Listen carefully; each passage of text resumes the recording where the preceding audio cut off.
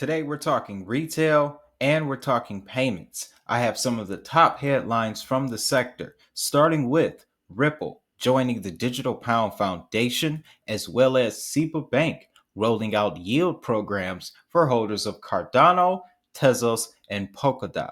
What's interesting here is those three assets in particular. We're also going to cover Elrond and Twistpay. This is approval that is totally reliant upon the approval of a national bank. Also, Hedera Hashgraph has just signed a partnership with Asia's leading digital asset custodian service. But our focus for today's episode, guys, is R3's acquisition of technology for stablecoins and blockchain based banking coins, because that ties into the Bank of International Settlements and their exploration of global stablecoins. Now, these two stories tie into the community post that I posted this morning, asking you guys if you wanted to break down this recent report from the G20 summit. And we will. It's going to be a separate video, but let this one serve as a primer to get you ready. So, we're going to start, however, with Ripple joining the Digital Pound Foundation.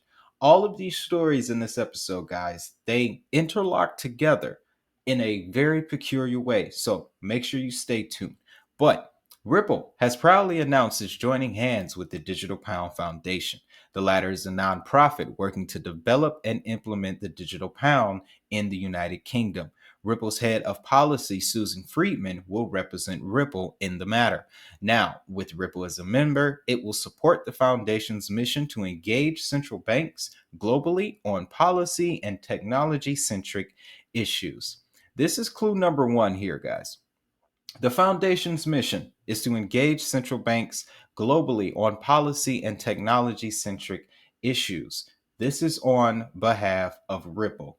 All right. So you can essentially look at this as the Digital Pound Foundation going to the governing bodies in that region to discuss CBD technologies, and their technology partner is Ripple. So, Ripple believes that the UK is at the forefront of elevating responsible innovation in the crypto space. Accordingly, as a sign of growth, deploying a digital pound will be a logical step forward for the nation. Meanwhile, the foundation stands firm on the fact that a digital pound will support the country's smooth transition for an innovative digital economy. Therefore, with the steady CBDC in place, along with other forms of digital money, the UK will emerge as a visionary in the global digital sector. Now, what this is highlighting is a pattern that we're going to see play out, I believe, over the next few months leading into 2022. We're going to see a lot of foundations that represent governing bodies in different nations joining on with blockchain protocols, guys. This is going to be the crucial component for laying the groundwork for the plans that the Bank of International Settlements has put forth in this G20 report, guys. But let's move on to SEPA Bank and their yield program for Cardano, Tezos, and Polkadot. There's Polkadot again.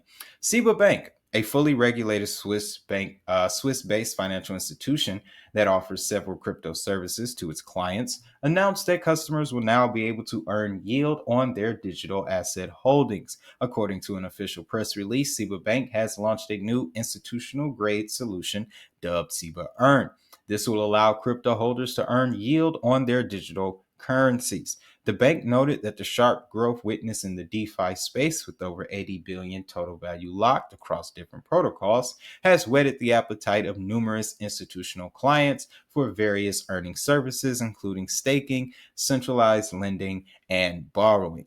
The SEPA program will provide both institutional and retail investors with a transparent and secure path to generate yields from their crypto investments.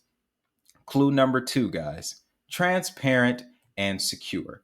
Okay, SEPA Bank, they do have a position.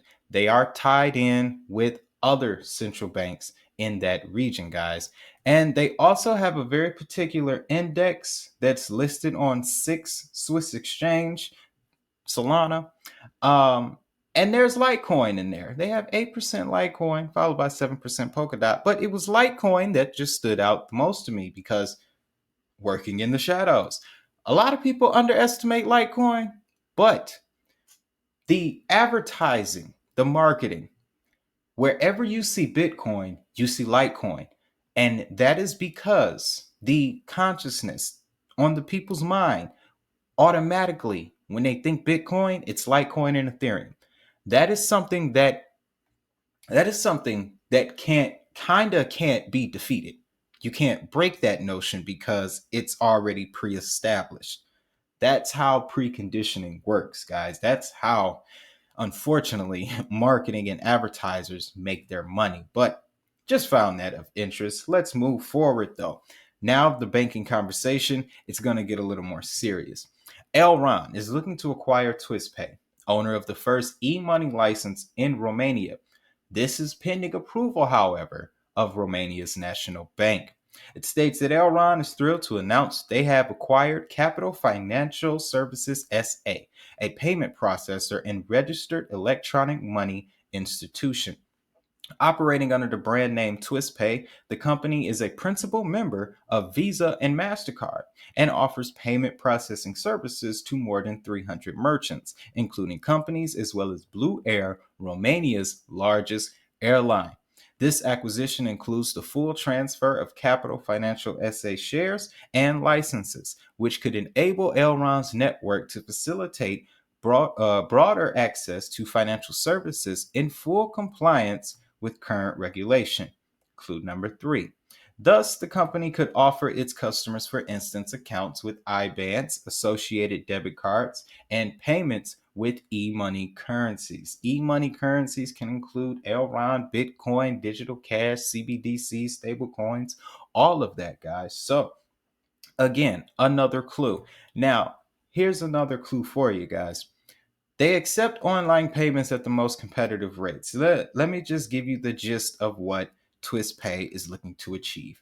Through simple payment integration, they are looking to reduce the rate of which the retail payments globally. It's right now, retail payments globally, there's a certain percentage of the world's gross domestic product. And right now, to process retail payments, it costs about 4 to 5%. Over time, over the next 6 years, the Bank of International Settlements, guys, is looking to reduce that to at least 1 to 2%. Twistpay specializes in this, reducing online payments to the most competitive rates. Now, keep in mind, they are certified as a e-money license provider in Romania. Again, that ties back into the institutional, national, and blockchain connection. We are going to see a lot more of that. Now, next, we're going to talk about Hedera Hashgraph, guys, and their leading digital asset custodian play in the form of Hex Trust. This essentially, guys, without going too deep into the article, is going to allow Hedera Hashgraph more institutional exposure because Hex Trust not only has client services for banks, custody solutions for banks designed to meet complex needs and rigorous compliance frameworks and of highly regulated banking institutions. But they also, in 2019, established a partnership with IBM. This partnership is Hex Trust will provide on-demand wallets that remove cold storage, human attack vectors, bespoke and immutable risk-based approval policies for transactions, operations, and administration. So this Hex Trust partnership is just going to bolster the Hedera network. It's also going to expose them to more institutional client base. Okay, again, there's that connection between institutions, nations, and blockchains. All right, very important here. But now we're going to get into our main story, guys. R3 acquiring tech for stablecoins. R3 Corda, and we know Ethereum is right in that same room. They are a very pivotal piece to this transition. Okay, they have acquired the technology that is going to allow for a global stable coin. Now, let's get into this. R3 announced that it acquired the intellectual property and team behind Ivno, the tokenization platform. The technology enables the issuance of stablecoins, but also allows different bank coins or settlement tokens to be interchangeable. That's another clue, guys. Invo's platform uses R3's enterprise blockchain Corda and smart contracts to tokenize a variety of assets, ranging from cash and collateral to artwork. However, it is believed that they have been spending considerable time working on cash tokenization with R3. And a large number of financial institutions also use R3 as well. This we know. Now, taking a quick look at Evno, straightforward, guys, tokenization solution for financial services using dynamic smart contracts, tokenized platform designed for regulated financial services. Okay, again, institutions coming in on behalf of nations and blockchains. This is the pieces are all coming together, guys. Now, Bank of International Settlements exploring this global stablecoin. This is why I posted that in the community tab, guys, because what we have here is a blueprint for the next 6 or 7 years. The Financial Stability Board published a status report on the progress toward improving cross-border payments. The report included additional actions on stablecoins, but they won't impact Diem. I can assure that. Diem is going to be the catalyst. Much like Bitcoin was the catalyst for this digital revolution, Diem will be the catalyst for this stablecoin global payment system, one world currency future. Okay. Separately, concrete targets have been set, including having a global average cost of retail payments be no more than 1%, with no corridors higher than 3% by the end of 2027. Thank you, Elrond. Okay. Now, and the FSB published industry feedback, which highlights the challenges ahead. In response to a G20 mandate last July, the Bank of International Settlements outlined 19 building blocks toward improving cross-border payments across 4 dimensions: cost, speed, access, and transparency. Now, the rest of this goes to highlight the importance of stablecoins and JP Morgan. Now, we got word that JP Morgan was going to have a crucial position in this through our Bank of America primer video. So you guys can definitely be assured I will be doing the video on this G20 report because the information in it is crucial, guys. I wouldn't be doing my job correctly if I was just letting this sit on my computer. But if you found value in this video, guys, of course you know what to do. Hit that like button as well as subscribe. And don't forget about that notification bell so you don't miss when we do this report. Also, if you want to get in contact with me directly, you know where the links are down in the description or at the luxurious QR code to the left. And as always, guys, wait, let me remind you, the Apple Rewards program, guys, don't forget about this. We are in the last 30 days of this airdrop. We're talking about free crypto here, guys. Free crypto, and all you got to do is just sign up. I made it easy for you. I put the link right down in the description, and then I've even added the contest link also that's down in the description, guys. So make sure you capitalize on that if you haven't already. That way you can, join in and get you some free crypto. Who doesn't love free crypto, right? And plus you can share some with your friends. And sharing is caring, guys. Don't ever forget that. But with all that being said, I want you to have a great day. Have a prosperous day. Most importantly, make that money. I'll see y'all in the next.